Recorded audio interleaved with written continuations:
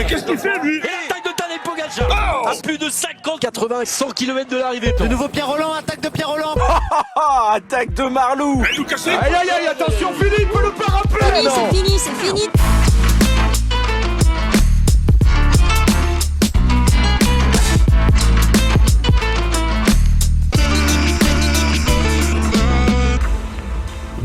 Bonjour à toutes et à tous et bienvenue dans un nouveau vélo podcast. On va parler cyclocross aujourd'hui avec l'une des voix du cyclocross en France, c'est Jérémy Sakian d'Eurosport qui me rejoint. Salut Jérémy. Salut Guillaume, salut à tous. Plaisir d'être là pour parler un petit peu des championnats du monde qui viennent de se terminer. Eh oui, on va parler des mondiaux et puis en même temps un petit peu débriefer la saison, même s'il reste quelques courses encore à courir. Je le dis, on enregistre ce mercredi en milieu de journée. Il y a une course qui se déroule, il me semble, ce mercredi après-midi. Ouais, effectivement, il y a mal de games qui se déroulent aujourd'hui et puis il y aura encore 2 week-ends. Ce week-end, on aura 2 courses, notamment à Lille, le Krawaten Cross, et puis le week-end de clôture qui se termine à Bruxelles Université. Alors il n'y a plus Mathieu Van Der Poel, il y a un paquet de stars, notamment les routiers, qui retournent en stage, mais il reste encore les puristes. Et les puristes, ceux qu'on voit tout au long de la saison, qui font les tout premiers cyclocross au mois de novembre et qui ensuite vont jusqu'au mois de février ou qui même débutent parfois en octobre, quand il y en a en octobre. Cette saison de cyclocross, de manière générale, avant de parler des mondiaux, Jérémy, elle te laisse quel goût et est-ce que tu te dis, est-ce qu'on n'a pas commencé à avoir un petit peu l'avenir, pointer le bout de son nez, notamment je pense derrière Mathieu Van Der Poel? Écoute, moi une saison de cyclocross ça me laisse toujours un très bon goût dans la bouche, même quand Mathieu Van Der Poel domine outrageusement comme ça a été le cas cette année. La saison, comme tu l'as dit, elle commence pas quand Mathieu Van Der Poel et Wout van Aert arrivent, elle commence dès le mois d'octobre. Et dès le mois d'octobre, on a vu des courses alléchantes avec du suspense, avec des retournements de situation, avec un Laurens Weck qui a été leader de la Coupe du Monde, avec un Thibaut Nys qui a été, je crois, le grand bonhomme du début de saison, mais qui a perdu le titre de champion d'Europe au sprint face à Toon Aert. Donc c'est te dire finalement l'homogénéité de tous ces coureurs-là. Chez les dames, ça n'a pas été tout à fait pareil, puisque Lucinda Brandt a dominé de A jusqu'à Z. Il y a eu quand même un petit trou, un petit coup de bout au mois de janvier, mais elle a finalement réussi à devenir championne du monde. Et puis en ce qui concerne la jeunesse, j'ai envie de te dire, ouais, la jeunesse arrive avec Tibor Del Grosso et Thibaut Nys qui sont sur le podium du mondial. Pour Thibaut Nys, c'est pas une surprise parce qu'il était déjà en bronze l'année dernière. Pour Tibor Del Grosso, sincèrement, c'est l'année de la révélation. On savait que ce serait un super coureur à terme. Il venait d'être sacré champion du monde chez les espoirs. Mais là, vraiment, il a passé ce cap tout de suite. La pression lui coule dessus. C'est un gars qui adore ce qu'il fait. C'est un gars qui n'est pas pressé par le résultat, qui a juste envie de s'amuser, de faire des whips, de régaler le public. Et ouais, il y a eu un vrai vent de fraîcheur. Et un vent de fraîcheur aussi en équipe de France, parce qu'on a vu Célia Géry devenir championne élite alors qu'elle n'est qu'espoir, avec Amandine Muller qui a fait un super parcours aussi. Dès le Koppenberg Cross, on a compris que les Françaises seraient en jambes. Elles font 2, 4, 6 et 8e. Et puis comment ne pas parler aussi d'Amandine Fouquenet. Marion Norbert-Riberol, elle était française mais elle est devenue belge. Amandine Fouquenet qui a gagné 2 super prestiges, qui est montée sur le podium de 7 Coupes du Monde, qui a fait 5 des Europes, qui a fait 5 des mondiaux. Franchement, gros coup de chapeau à elle. Ouais, Amandine Fouquenet qui est la grande dame un peu de cet hiver au niveau français, hommes et femmes confondus. On en parlera un petit peu parce que il y a une petite déception quand même sur ces mondiaux. On verra pourquoi. Puis on l'a vu pourquoi à l'écran d'Eurosport, sur les écrans d'Eurosport. Mais c'est vrai que on peut se dire que la médaille était pas très loin. On va commencer à débriefer rapidement ces mondiaux hommes avec on va, tu sais quoi, on va expédier le dossier Mathieu Van Der Poel rapidement, entre guillemets, parce que c'est pas une surprise, c'était attendu, Mathieu Van Der Poel s'est imposé, seulement 35 secondes le petit bonhomme, c'est le 8e titre mondial, il a battu tous les records en battant le record de victoire de Sven Nys en Coupe du Monde, si je me trompe pas, et il est là, il est champion du monde, et on se demande maintenant s'il va continuer dans les sous-bois. Ouais, on se demande, et lui aussi se le demande, alors à moins qu'il nous mente, et je suis pas sûr que ce soit vraiment le profil du garçon.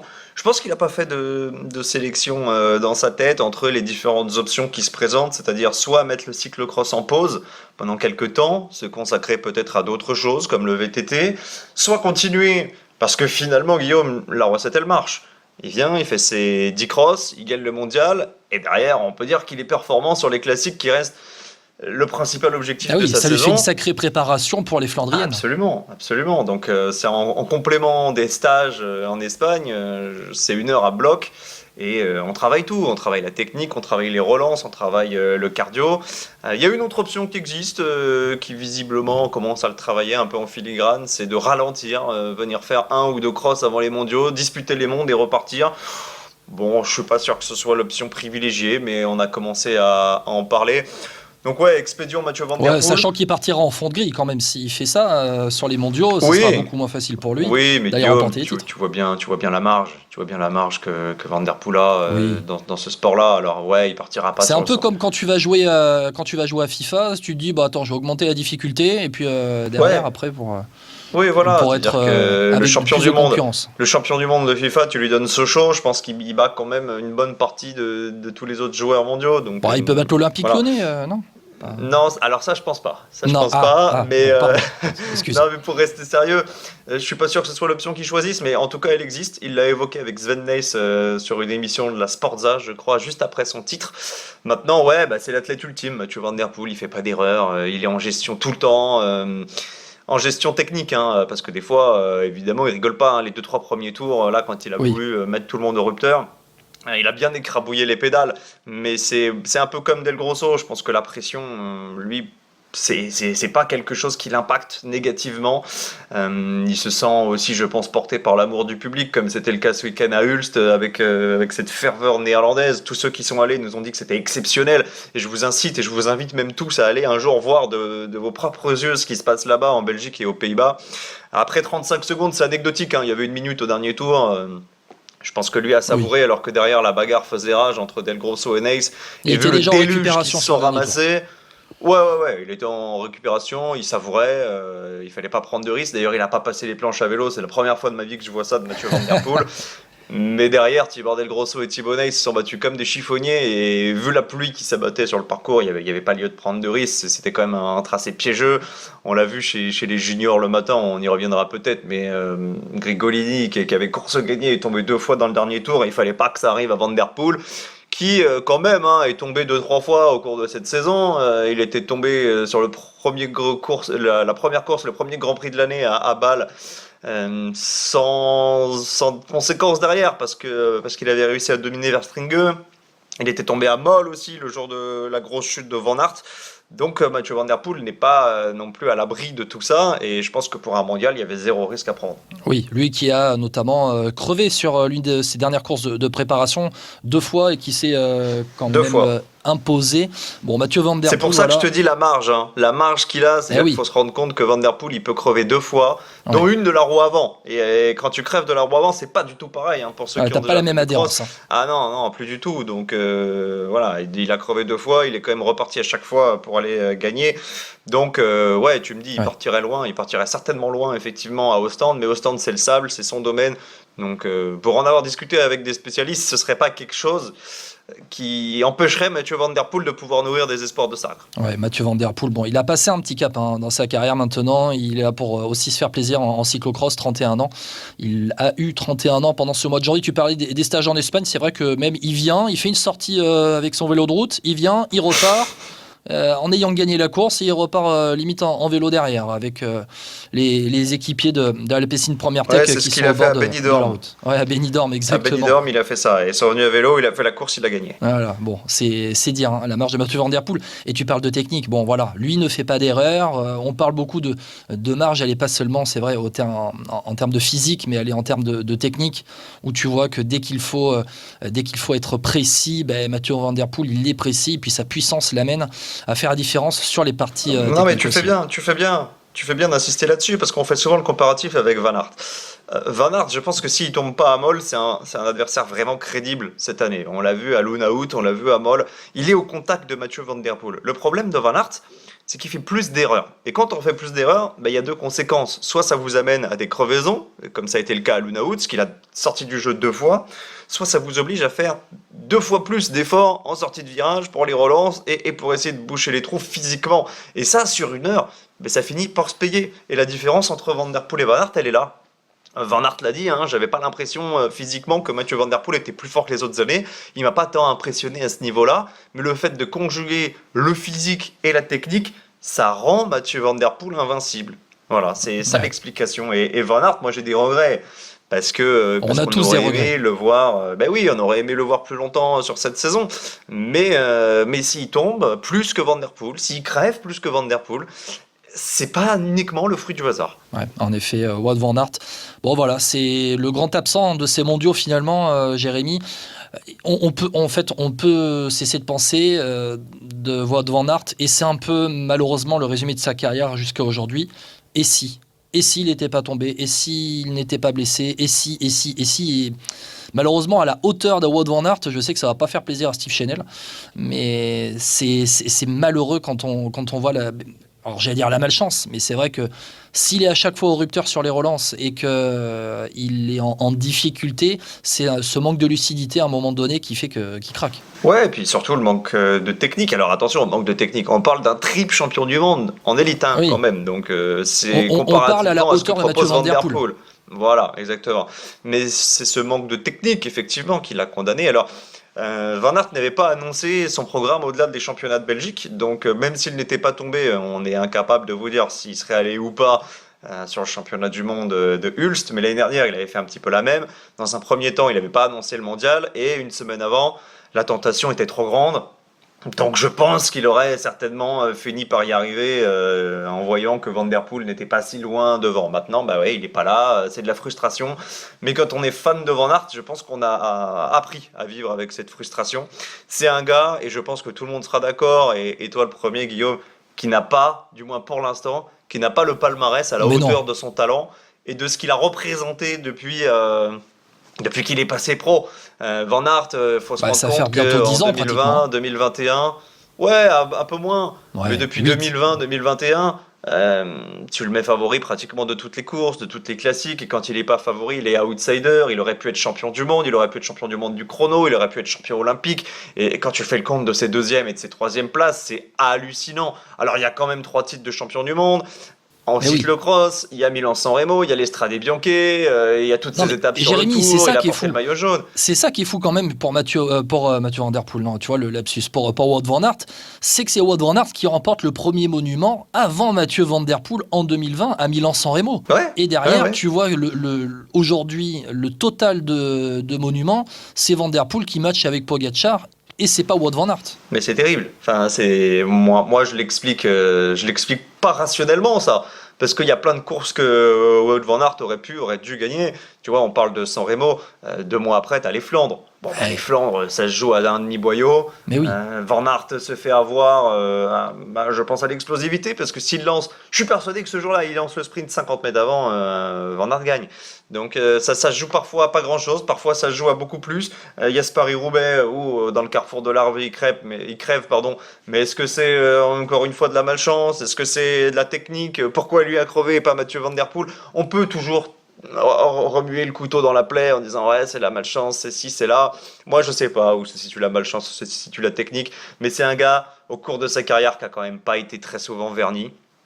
Sa chute sur la Vuelta quand il a tous les maillots et qu'il a déjà 3 étapes, c'est un drame. Ça remet en question aussi toute sa saison de cyclocross. Sa chute à travers la Flandre quand il est forfait derrière sur toutes les classiques, c'est pareil. Là, je pense pas que ce soit de sa faute, pas de sa faute. Ça peut arriver à n'importe qui, n'importe quand. T'as un mec devant qui tombe.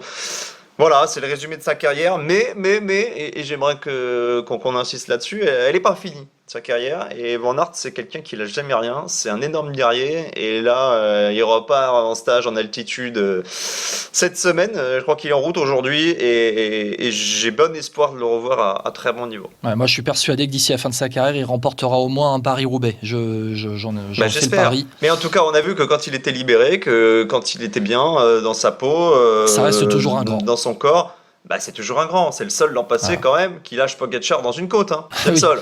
Ah oui, on se souvient, à Paris, Voilà. sur la dernière étape du Tour de France. Bon, derrière Mathieu Van Der Poel, Jérémy, je voudrais qu'on parle de la paire Del Grosso-Nice, parce que est-ce que c'est pas le futur duel Van Der Poel-Van Aert des prochaines années, quand Mathieu Van Der Poel sera bien au chaud sur son canapé pour regarder les cyclocross? Est-ce qu'on n'a pas vu l'éclosion d'un nouveau duel de géants dans les prochaines années qui va nous faire saliver, parce que quand les deux sont sur le vélo, ils se mettent des sacrées empoignades. Et tu parlais de Del Grosso en introduction. Moi, j'ai envie de te dire, c'est aussi la confirmation de la fin de saison dernière sur route de Del Grosso, où il a explosé aussi au niveau continental. Ouais, même le début, hein. Parce que le Tour de Catalogne, C'est il vrai. est pas loin d'en claquer au niveau World Tour. Ça se joue pas grand chose vis-à-vis de Brennan, alors qu'il était même pas parti pour gagner l'étape, hein. Mais oui, ils ont tout pour. Franchement, ils ont tout pour. Et puis, la singularité du duel Van Der Poel-Van Aert, c'était aussi cette opposition entre le Belge et le Néerlandais qu'on retrouve ici. On a le double champion des Pays-Bas en titre face au double champion de Belgique en titre. Thibaut Nys, ça fait quand même des années qu'on le voit venir parce Le fils parce d'une que légende. Nys, il y avait Philippe Gilbert nous racontait il y a pas si longtemps que ça que quand il était jeune, il y avait une série tournée autour du jeune Thibaut, donc la pression il la connaît, la technique, ça fait des années qu'il la répète, même s'il fait encore pas mal de petites fautes quand même. Et puis Del Grosso, oui, je t'ai dressé le portrait tout à l'heure. Je pense que c'est un gars très particulier, qui est là pour se faire plaisir, qui est très technique malgré son mètre 90, qui ne l'avantage pas. Deux gars qu'on va revoir sur la route, qui vont encore prendre du coffre. La seule différence entre Van Der Poel, Van Aert et Nys, Del Grosso, c'est qu'ils n'ont pas autant ferraillé ensemble dans les catégories de jeunes. Van Der Poel, Van Aert, pendant 10 ans, ils ne se sont pas quittés, ils se sont retrouvés en élite. C'est moins le cas de Del Grosso, Nys. Mais ce sont les deux derniers champions du monde espoir, sans compter évidemment Aaron Dox là, qui a été sacré ce week-end. Ce sont deux gars qui sont montés sur le podium des championnats du monde sans qu'on soit particulièrement étonné, parce que je pense que si on avait dû faire un pronostic, Guillaume, on l'aurait mis ce podium-là. Alors Ça aurait été le même podium. Oui, voilà, ou peut-être un Van Der Poel, deux Nys plutôt qu'un Van Der Poel, deux Del Grosso. Après, c'est un petit peu propre à chacun. Et je pense que s'il n'y a pas cet orage qui s'abat dans les 5 dernières minutes, ces deux gars-là sont capables de s'expliquer au sprint. Ils vont tous les deux très vite au sprint. On l'a vu à Ogoride aussi. Ça fait quand même 3-4 semaines maintenant que les deux ne se quittent pas. Ils font 1 et 2 à Termonde. À Diegem, ils font 1 et 3, mais c'était la grosse bagarre. Voilà, moi je souhaite qu'ils restent là. Je souhaite que la différence de niveau ne s'accentue pas pour qu'on puisse avoir des bagarres, qui puissent progresser, peut-être se rapprocher du niveau de Van Der Poel, Van Aert, et pourquoi pas l'année prochaine avoir des matchs à 4. Ouais, à un moment donné, les trajectoires de carrière vont se croiser aussi, sauf si Van Der Poel sort par le haut en étant au sommet de sa carrière.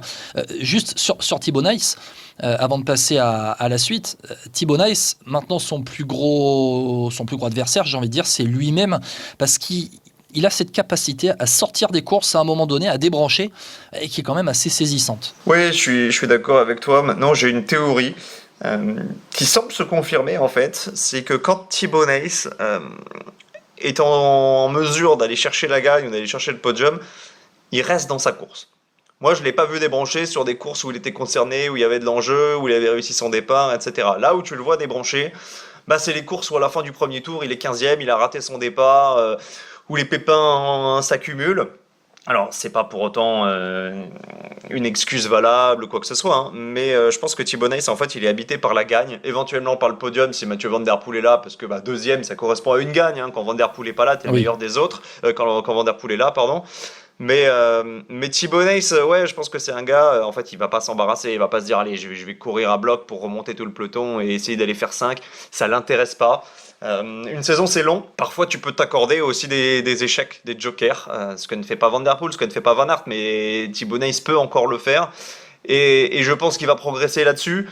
Maintenant, on n'est jamais à l'abri d'un craquage, et c'était aussi le cas, rappelle-toi, de Remco Evenepoel à son début de carrière, et on voit beaucoup moins ça maintenant pour Remco sur la route.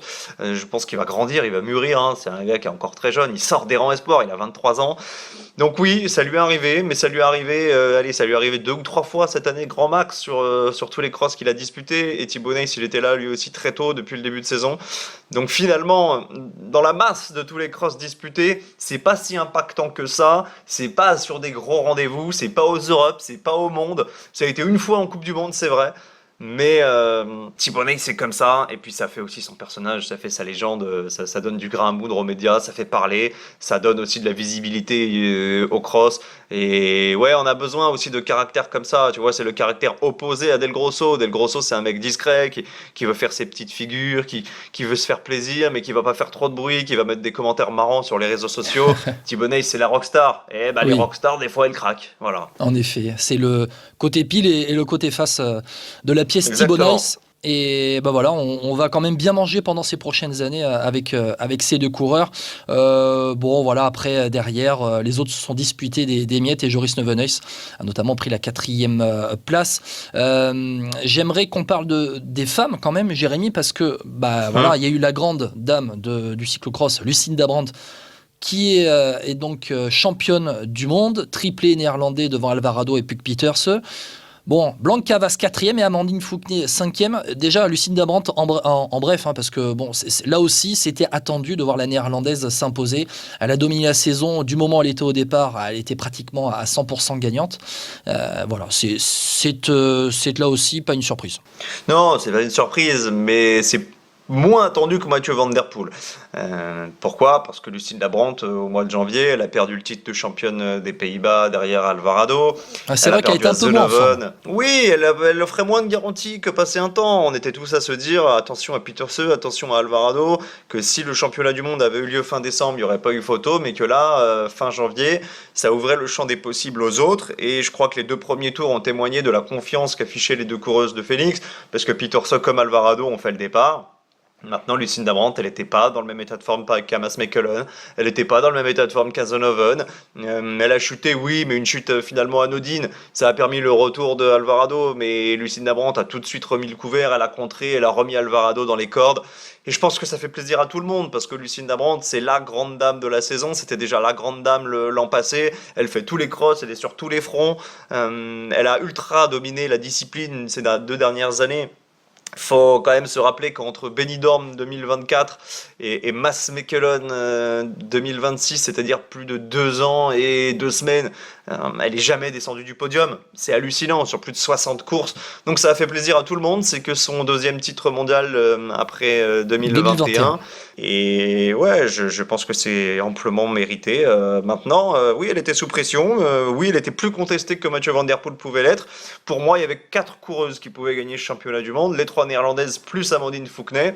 C'est elle qui avait la cote la plus basse, mais jour de championnat, il peut tout se passer. Et bon, voilà, je suis content de l'issue, c'est mérité pour elle. On aurait tous préféré que ce soit Fouquet, mais si c'est pas Fouquet, il fallait que ce soit Brandt. Ouais, et derrière Lucinda Brandt, bon, triplé néerlandais, là aussi, on a vu une belle cabriole aussi dans une descente du parcours, si je me trompe pas, c'est bien sur la course élite dame.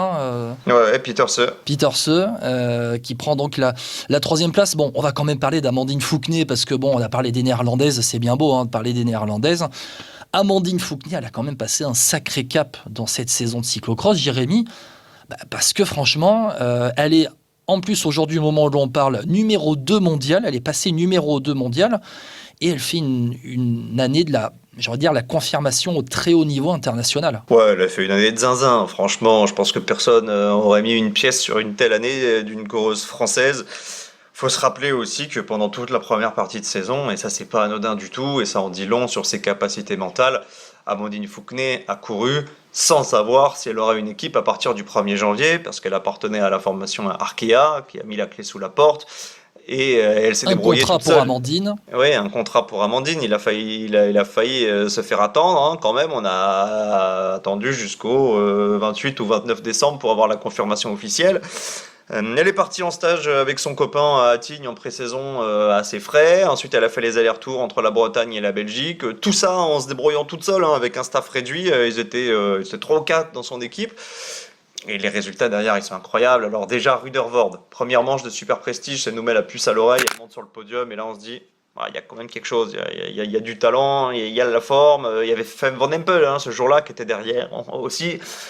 Et on avait ce doute-là quand même, en se disant, est-ce que Amandine Fouquet a anticipé son pic de forme pour essayer de trouver une équipe, frapper fort d'entrée, marquer les esprits, et est-ce qu'elle va pas se tasser au fil de la saison ? Mais non, en fait. Non, puisque derrière, elle a gagné 2 manches du Super Prestige pendant les fêtes de Noël. Elle est montée sur le podium de 7 manches de la Coupe du Monde sur 12. Elle est 3e du classement général de la Coupe du Monde. Là, elle est encore 5e des mondiaux. Et 5e, on sera tous d'accord pour dire que c'est une déception. Donc, c'est te dire les attentes que suscitait Amandine Fouquenet. Je pense qu'aujourd'hui, il n'y a pas à rougir vis-à-vis des Néerlandaises. Lucinda Brandt est peut-être un poil au-dessus, mais Lucinda Brandt, elle va commencer à faire son âge aussi. Je rappelle que Lucinda 36 Brandt, ans. elle aura 37 ans l'été prochain. Ouais. Donc, à terme, à horizon de 3 ans... Jérémy, Amandine Fouquenet a fait 5e parce qu'elle rate son départ. Oui. Oui, c'est malheureux. Sans rater son départ, elle fait 2 ou 3. Probablement. Maintenant, on refera pas la course. Oui. Ça fait partie du jeu aussi, de réussir son départ. Amandine Fouquenet, c'est l'une des meilleures starteuses du monde. Normalement, elle part devant les Alvarado et compagnie. Il y a que Pieterse qui la challenge sur les départs. Mais la pression d'un championnat du monde, c'est autre chose. Ça fait des semaines, des mois qu'on lui rabâche la tête avec les championnats du monde. Et comme par hasard, le jour J, tu manques ta cale. Ouais, mais c'est toute cette pression aussi qui remonte. Et c'était la première fois qu'Amandine Fouquenet était au départ d'un championnat du monde pour jouer la gagne. Alvarado, elle a déjà été championne du monde. Lucinda Brandt, elle a déjà été championne du monde. Pieterse, elle est montée sur le podium des 4 derniers championnats du monde d'élite. C'est là aussi que tu vois la différence, l'expérience. Et donc, Amandine Fouquenet, on la reverra, parce que Lucinda Brandt, elle n'est pas éternelle, parce qu'Alvarado et Pieterse, cette année, oui, elles ont gagné des Coupes du Monde, elles étaient peut-être un poil au-dessus d'Amandine Fouquenet sur certaines courses, mais Amandine Fouquenet, elle les a aussi battues, elle est capable de les battre. Femme Van Empel, on ne sait pas si elle reviendra, Van Androoy, elle a montré ses limites, Marianne Vos, on la voit plus. Alors, à horizon de 3 ans, qu'est-ce qui nous interdit de penser qu'une Française sera championne du monde parce qu'il y a Fouquenet, parce qu'il y a Géry qui arrive? Pas grand-chose. Moi, je suis persuadé que l'une des deux, un jour, sera championne du monde. Laquelle, je sais pas. Ça sera peut-être pas l'an prochain parce que c'est du sable et c'est pas la tasse de thé des Français. Mais restez connectés parce que ces deux-là, on les reverra. Ouais, alors on va en parler juste après de Célia Géry, juste sur le dossier Amandine Fouquenet. Donc, elle a trouvé son équipe, la Powells pour la saison de cyclocross. Pour la route, maintenant, il se dit qu'il pourrait y avoir un accord entre, en tout cas une passerelle entre la Powells et la AG Insurance Soudal Team chez les femmes sur la route. Tu as des billes pour nous dire si oui, si non? Je crois que c'est en égo toujours.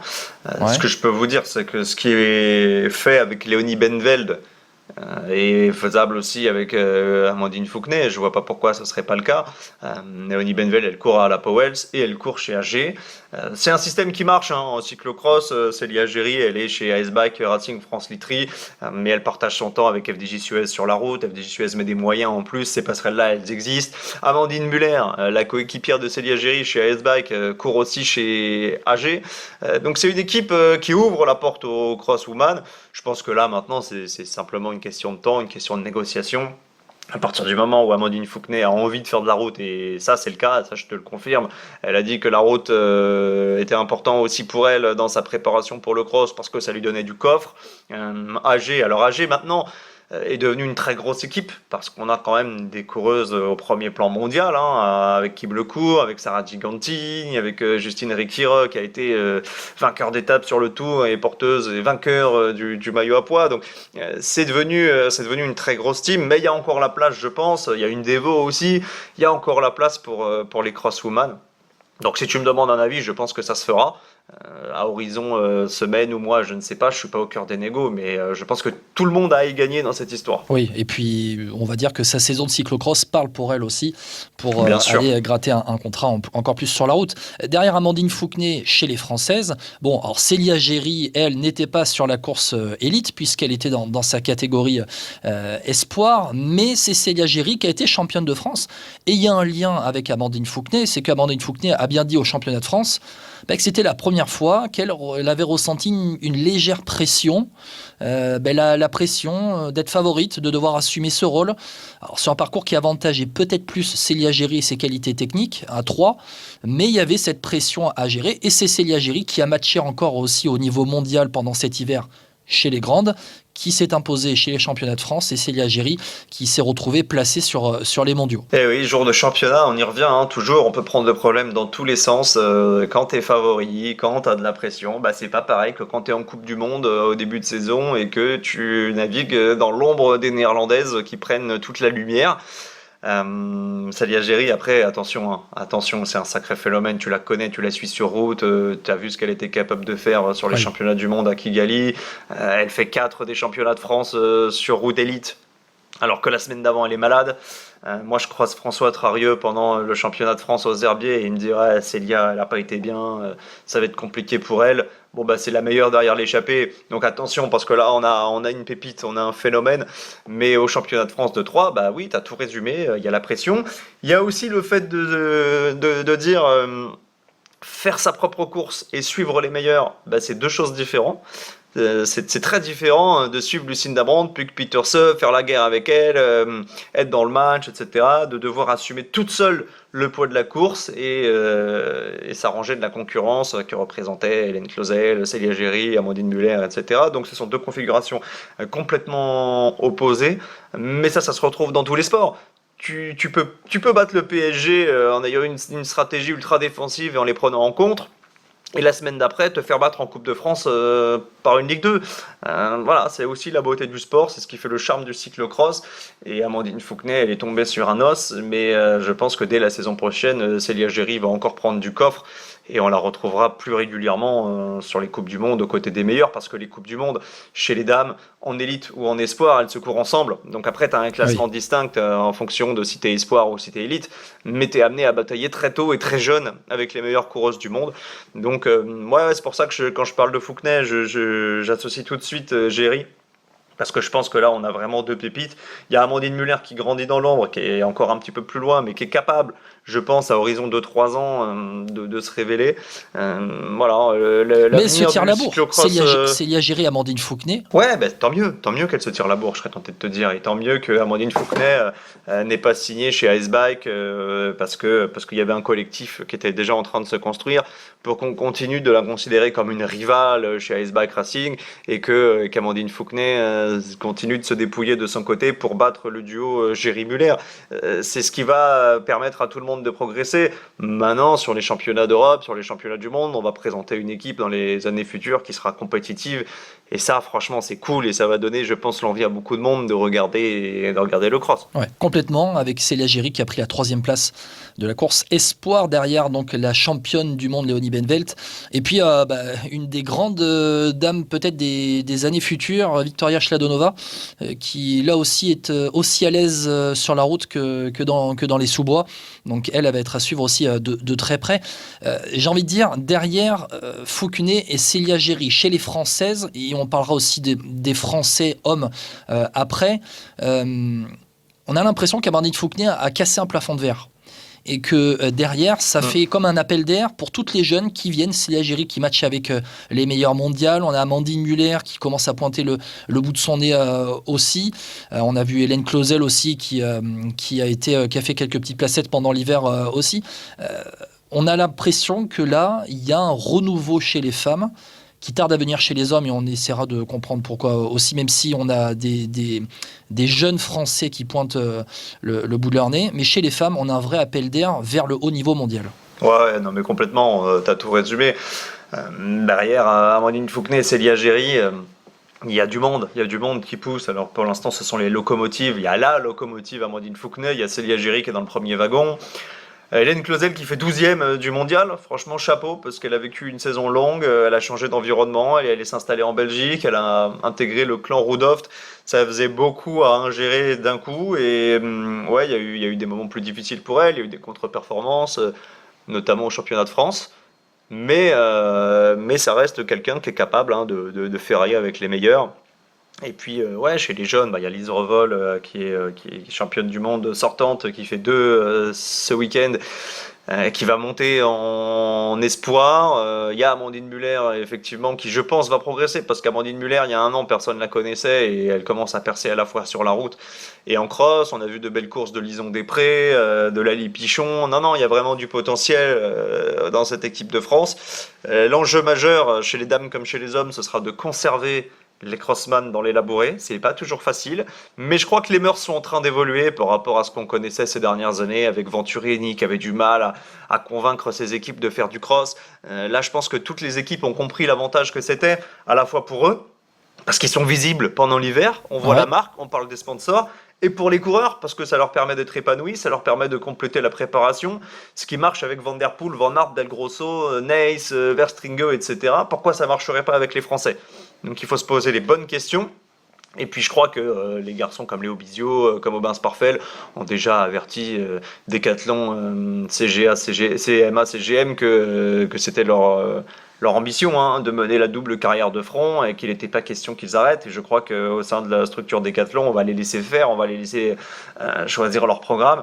Et ça, c'est la bonne nouvelle. Donc j'ai bon espoir que même chez les mecs, on puisse avoir des coureurs compétitifs en élite dans les prochaines années. On a Romain Debord aussi qui va se consacrer à 100% au vélo maintenant, qui était à 1 minute d'une médaille en espoir avant de casser sa chaîne. Tous ces garçons-là, on les retrouvera. Joris Delbove est champion de France maintenant. Et il a répété à tout le monde, l'année prochaine, je ferai une vraie saison de cross avec mon maillot, je vais le montrer, je serai là plus souvent, avec peut-être aussi les championnats du monde en ligne de mire.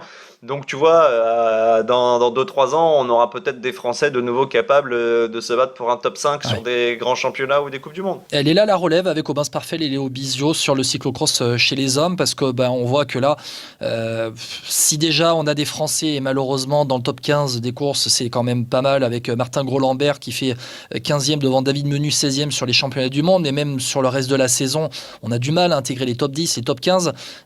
La relève, elle est chez les espoirs là aujourd'hui avec Sparfel et Bizio qui sont les plus gros espoirs peut-être en France. Sparfel, Bizio, Debord. Moi je veux pas qu'on oublie Romain Debord parce qu'il est champion de France espoir et franchement cette année il a passé plusieurs caps, il nous a vraiment impressionné. Chez les juniors, Sohen Lepan fait top 5 des championnats du monde. Soren Bruyère-Joumar qui était vice-champion du monde passe complètement à côté de sa course mais fait quand même 6e, il est champion de France. Tous ces garçons-là, on les retrouvera. Et puis tu fais bien de parler de Martin Gros-Lambert, parce que Martin Gros-Lambert, il fait 15e en chutant au 2e virage et en repartant dernier.